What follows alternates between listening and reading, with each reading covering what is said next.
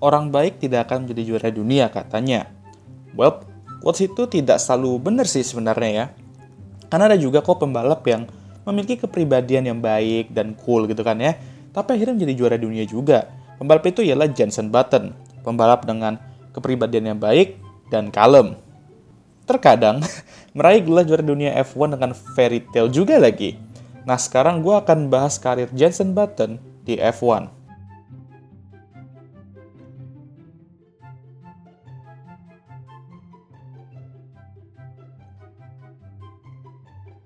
Jenson mengawali karir F1-nya bersama Williams BMW di 2000. Saat itu usianya baru 20 tahun dan ini membuatnya sebagai pembalap F1 Inggris termuda dan mengalahkan rekornya almarhum Stirling Moss. Lucunya, saat itu dia belum memiliki super license, dan untuk mendapatkannya, dia harus menjalankan 300 km di 2 hari testing secara berturut-turut, yang dimana pada akhirnya ya dia mendapatkan super license tersebut, dan dia juga bekerja dengan fisioterapis untuk mempersiapkan diri dalam menyetir mobil F1, dan dia akan memiliki Ralf Schumacher sebagai rekan tim. Meskipun dia DNF di debutnya pada Australian Grand Prix, dia meraih P6 di balapan kedua, yaitu Brazilian Grand Prix, dan menjadi pembalap termuda yang mencetak poin dalam sejarah F1 saat itu. Di 6 balapan pertama, dia mengalahkan Ralf di kuali sebanyak 2 kali. Namun, alasan sebenarnya Jenson direkrut Williams ialah sebagai opsi sementara aja, karena Williams mulai menaruh perhatian mereka ke Juan Pablo Montoya di Indy 500. Jenson tampil seperti kayak rookie pada umumnya, ada saatnya dia tuh kenceng banget, tapi ada saatnya dia nggak konsisten juga, dan membuat beberapa kesalahan. Akhirnya dia harus rela kursinya diambil oleh Juan Pablo Montoya di musim 2001. Akhirnya, dia bergabung dengan Benetton bersama Giancarlo Fisichella, tim yang membantu Schumi meraih 2 gelar di 94 dan 95. Namun, 2001 ini, Benetton juga bantu Jenson meraih hasil terbaik, di papan bawah tapi. Mobil Benetton musim itu sangat tidak kompetitif dan dia hanya meraih 2 poin musim itu, dan finish P17. Namun, di 2002, tim Benetton rebrand jadi Renault dan dia akan memiliki rekan tim baru yaitu Jarno Trulli.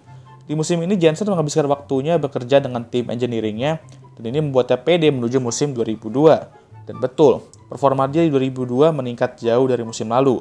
Meskipun dia sering juga di out-qualified sama Jarno, tapi race pace yang lebih kencang membuatnya finish di depan Jarno di standings. Tapi, lagi-lagi Jenson harus menerima kenyataan pahit bahwa kursi dia di Renault akan diambil oleh test driver dan rookie yang satu itu emang masih rookie sebenarnya ya. Ya gitulah ya, yaitu Fernando Alonso. Ini membuat Jenson harus cari tim lain untuk 2003. Dan BAR adalah tim itu, dan dia akan memiliki Jordan 1997, Jack Villeneuve sebagai rekan tim. Dapat dikatakan kedua rekan tim tidak memiliki hubungan yang baik saat awal musim, karena berbagai macam insiden kayak soal pit lane di Australia. Jenson mampu mencetak 8 poin di 6 balapan pertama termasuk P4 di Austria. Hubungan Jenson dan Jacques juga mulai membaik seiring berjalannya musim, dan Jenson pun juga mulai outperform dia sebenarnya ya. Akhirnya dia mengakhiri musim berada di posisi ke-9 dan di standings ya, dengan 17 poin. Di sini Jenson juga mulai membangun kembali reputasinya yang sempat drop ya, karena berbagai macam masalah gitu kan ya. 2004, dia akan pertama kali menjadi pembalap yang lebih berpengalaman dibandingkan rekan timnya. Rekan timnya ialah Takuma Sato. Dia meraih podium pertamanya di balapan kedua Malaysian Grand Prix, disusul oleh P3 di Bahrain dan P2 di Imola, di mana dia meraih pole position pertama juga di situ. Mobil BAR musim itu kenceng, cuman entah kenapa gak meraih satu kemenangan pun. Akhirnya dia finish P3 di standings dan membantu BAR finish P2. Dan lucunya juga dia gak meraih kemenangan ya. Di musim ini juga dia terlibat dalam kontrak dispute dengan Williams. Ya mirip-mirip dikit sama kasusnya Oscar Pasutri kemarin lah ya. Dimana pada akhirnya dia tetap stay dengan BAR untuk 2005. Di 2005, meskipun dengan kasus yang telah terjadi, Jenson tetap optimis bahwa BAR masih nge-backing dia. Akhirnya BAR emang nge-backing dia, saking nge-backingnya benar-benar kembali ke back dianya. Dengan regulasi baru, BAR malah mundur kan? Jenson sendiri juga mengalami momen gak hoki dan kesalahan sendiri juga di musim itu. Koplaknya di musim ini dia lagi dan lagi mengalami kontrak dispute dengan Williams. Tapi dia merasa bahwa kemenangan pertamanya bisa diraih dengan BAR. Akhirnya dia lagi dan lagi lebih memilih stay di BAR dan Williams. Kali ini benar-benar ngelepas dia dengan kompensasi 18 juta euro. Di 2006, BAR rebrand jadi Honda dan dia akan memiliki Rubens Barrichello sebagai rekan tim. Pembalap kenceng dan berpengalaman. jadi wingman tapi. Yeah, exactly. Canda ya Mang Rubens, canda. Mobil mereka terlihat kencang di testing, dan semua tuh pede menuju musim itu. Jensen meraih poin di 5 dari 11 balapan pertama, tapi setelah 113 start ya, dia akhirnya meraih kemenangan pertamanya di Hungarian Grand Prix. Ternyata feeling dia untuk stay di BR atau Honda emang bener. Dia akhirnya benar-benar meraih kemenangan pertamanya. Jensen mengakhiri musim dengan podium di Brazil dan finish di posisi ke-6 standings. Di 2007, Honda mengeluarkan livery bumi mereka ya, yang legendary itu. Dan Jensen tuh masih dengan Rubens, dan mereka berharap mereka bisa terus naik. Namun nyatanya mereka emang naik 1 langkah, tapi tim lain naik 2 langkah. Entahlah kenapa Jensen ini selalu dapat mobil bagus, terus dapat mobil jelek lagi di musim berikutnya gitu. Dan siklusnya gitu terus coy, jadi naik turun. Di musim ini dia nggak bisa berbuat banyak dan hanya meraih 6 poin, dan finish di posisi ke-15 di standings. Di 2008, dia stay dengan Honda, masih dengan Rubens Barrichello, dan pede dengan kehadiran Ross Brown ya, kita tahu lah Ross Brown ya. Namun makin lama makin menghamdeh aja Honda ini asli. Ditambah krisis ekonomi global membuat Honda harus mundur dari F1 setelah 2008. Dia hanya meraih 3 poin musim itu dan kalah dari Rubens. Namun yang lebih penting ialah kemana nih dia sekarang? Karena Honda udah keluar dari F1. Bisa dikatakan Natal di tahun itu benar-benar berjalan dengan lama banget untuk Jensen dan kawan-kawan. Karena dia masih nyari tim, dia tuh mau kemana nih 2009? Masa harus sabbatical gitu kan ya? Dan dia berharap bahwa ada miracle yang setidaknya mampu membuat dia dapat kursi F1 untuk 2009. Dan miracle itu tiba.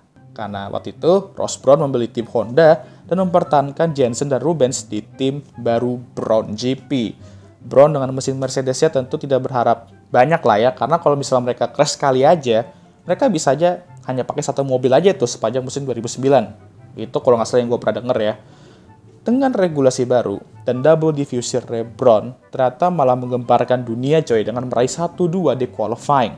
Dengan Jensen meraih pole, yang dimana akhirnya Jensen meraih kemenangan di Australian Grand Prix disusul oleh Rubens di posisi kedua. Tim yang awalnya dikira tidak akan balapan musim ini, malah meraih 1-2. Tiba-tiba di balapan pertama lagi kan ya. Jensen sendiri juga on fire dengan memenangkan 6 dari 7 balapan pertama di 2009. Dominasi banget coy. Mungkin aja dia bisa nih meraih gelar juara dunia dengan tim yang awalnya tuh nggak dikira akan balapan musim ini coy. Jangankan balapan, exist aja mungkin enggak gitu kan ya. Tapi mengingat kondisi tim Brown disertai dengan development tim-tim lainnya, dominasi dia berhenti dan tim lain juga mulai mengejar. Namun, Jensen mampu setidaknya konsisten meraih beberapa poin dan akhirnya meraih gelar juara dunia F1 pertamanya di Brazilian Grand Prix. Gile coy. Fairy tale Brown dan Jensen ini setelah fase roller coaster, akhirnya Jensen mampu meraih gelar juara dunia pertamanya. Namun untuk musim 2010, Brown dibeli oleh Mercedes dan Jensen juga tidak akan stay di situ. Dia akan pindah ke tim besar asal Inggris lainnya yaitu McLaren dan akan bertandem dengan yang sebelumnya juga meraih gelar Jordan sebelum dia ya, bahkan sesama pembalap Inggris yaitu Lewis Hamilton. Asik juga di line up ya kan ya. Entah asik yang bakal fun atau asik melihat dramanya kayak Lewis Nando dulu. McLaren menjadi salah satu dari 3 tim papan atas yang akan bersaing untuk gelar juara dunia di 2010 ini. Sepertinya Jensen membuat keputusan yang tepat untuk pindah ke McLaren, meskipun musim yang buruk untuk tim asal Woking itu di musim sebelumnya di 2009. Jensen meraih kemenangan di 2 balapan dari 4 balapan pertama. Bersaing untuk gelar juara dunia di 2010 itu benar-benar sengit banget coy. Dan ada 5 pembalap setidaknya yang mampu menjadi Jordan termasuk Jensen. Namun status Jensen sebagai juara dunia bertahan berakhir setelah Brazilian Grand Prix, di mana dia secara matematis tidak bisa mempertahankan gelar Jordannya. Ini dikarenakan beberapa momen bad luck juga sih di sepanjang musim kan. Dan dia mengakhiri musim berada di P5 di standings di belakang Lewis. Tentu bukan musim yang diinginkannya sebenarnya kan. Namun 2011 bisa aja terjadi perubahan. Dan itu yang terjadi ketika mobil McLaren musim itu terlihat nyaman dikendarai oleh Jensen. Dan ban Pirelli juga sepertinya cocok dengan gaya balapnya. Dia finish tidak rendah dari posisi ke-6 di 6 balapan pertama dengan 3 kali podium. Dan tentu kita tidak akan melupakan aksi heroiknya di Canadian Grand Prix. Ya kalau dibilang heroik ya nggak juga sih sebenarnya. Ada momen-momen villainnya juga, kayak menyundul beberapa pembalap termasuk rekan tim sendiri. Tapi performa luar biasa di tricky condition membuatnya meraih kemenangan di Kanada. Musim 2011 dikenal sebagai musim di mana Asep dan Red Bull tuh mendominasi. Jadi Jensen tuh nggak bisa berbuat banyak. Tapi secara mengejutkan, Jensen adalah pembalap terdekat ke Asep di musim itu. Dan terbukti di mana dia finish runner-up di standings dan mengalahkan Mark Webber di mobil Red Bull satunya yang sama-sama dominan ya kan. Oh iya, ini juga mengalahkan Lewis yang dimana dia menjalani musim yang luar biasa dalam ribut sama Felipe Massa tapi.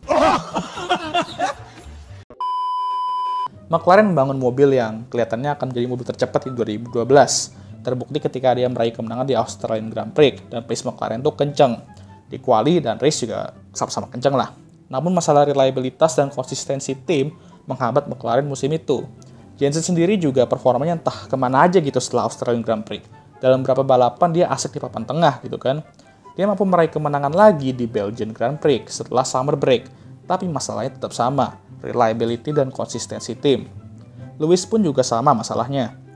Ini membuat McLaren yang awalnya menjadi title contender dalam inkonsistensi. Jensen mengakhiri musim dengan baik, dengan meraih kemenangan di Brazil. Menang di awal, tengah, dan akhir. Perfect sih kata gue. Namun untuk kedua kalinya, dia kalah dari Lewis, walaupun jarak poinnya tipis lah. Tapi harus diakui Lewis juga merupakan pembalap yang lebih baik di antara keduanya sih di musim itu. Di 2013, masih dengan McLaren, dia akan memiliki Sergio Perez sebagai rekan tim. Mobil McLaren semakin menurun di 2013, menjadi tim papan tengah bahkan. Ditambah terdapat beberapa momen panas dengan Checo seperti di Bahrain dan Monaco. Jensen mengakhiri musim 2013 di P9 tanpa meraih kemenangan, pole, ataupun podium. Walaupun dia mengalahkan Checo di standings, bukan musim yang diharapkan tentunya. 2014 masih dengan McLaren, regulasi baru dengan V6 hybrid dan rekan tim baru yaitu Kevin Magnussen. Jensen mengawali 2014 dengan baik, finish di posisi keempat, tapi naik ke P3 setelah Daniel Ricciardo didiskualifikasi. Mobil McLaren musim itu ya kurang lebih sama aja kayak 2013, berada di level papan tengah dan Jensen hanya mampu meraih P8 di standings. Mengalahkan K-Mag dan sedikit dominasi battle antar rekan tim juga ya. Di masa-masa ini juga Jensen mulai sedikit hilang motivasi. Ada rencana dia ingin cuti dulu setahun, tapi McLaren masih menginginkannya untuk 2015 dengan mesin Honda baru mereka. Dan rekan tim baru yaitu Fernando Alonso. Akhirnya dia stay untuk 2015. Tapi seperti yang kita tahu, musim 2015 tuh bener-bener musim yang kacau banget untuk McLaren dengan mesin Honda mereka. Bener-bener unreliable dan udah kayak kurang makan aja cuy powernya. Sangat lewat di straight line. Jensen dan Nando yang mampu berbuat banyak dan dia finish di posisi ke-16 di standings. Mengalahkan Nando sih, tapi ya musim yang horor banget lah untuk satu tim McLaren itu cuy. Di 2016, McLaren sedikit berkembang dari musim lalu ya. Namun reliability masih jadi isu lah, walaupun gak separah di 2015. Jensen juga tidak sekonsisten Nando di musim itu dan hanya meraih 21 poin dan finish di posisi ke-15 di standings. Musim 2016 juga akan menjadi musim terakhirnya di F1, karena dia telah memutuskan untuk pensiun setelah akhir musim.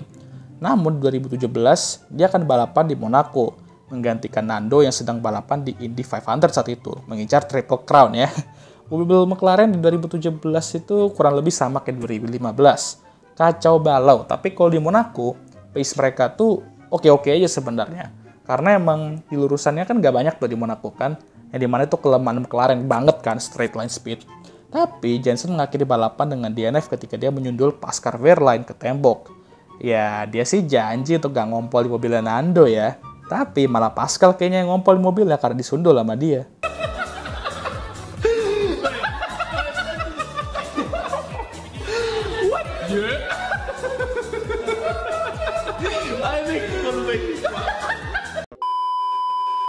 Karir Jensen di F1 tuh emang penuh dengan naik turun, khususnya di periode sebelum dia tuh menjadi jurdun. Tapi talentanya tuh emang terlihat lah dari dulu kan ya, dan dia merupakan salah satu pembalap terbaik di eranya. Ini juga GG kalau misal kondisi tuh cukup tricky ya, kondisi cuaca tuh cukup tricky. Seperti di Kanada 2011, Australia 2010, dan Brazil 2012. Jensen sendiri sekarang masih menjadi advisor Williams, tim pertama dia di F1 ya. Dan beberapa kali jadi pundit di Sky Sport dan komentator juga sebenarnya. Dan jujur setiap kali gue dengerin komentator dia, emang enak didengar sih. Sebenarnya semoga aja dia bisa lebih sering tampil di sana. Tapi apapun itu, Jensen Button menurut gue adalah salah satu pembalap terbaik dan salah satu pembalap yang mengenalkan gue ke F1 pas gue bocil dulu juga. Jadi inilah karir Jensen Button, seorang juara dunia F1 yang menurut gue sih cukup underrated ya.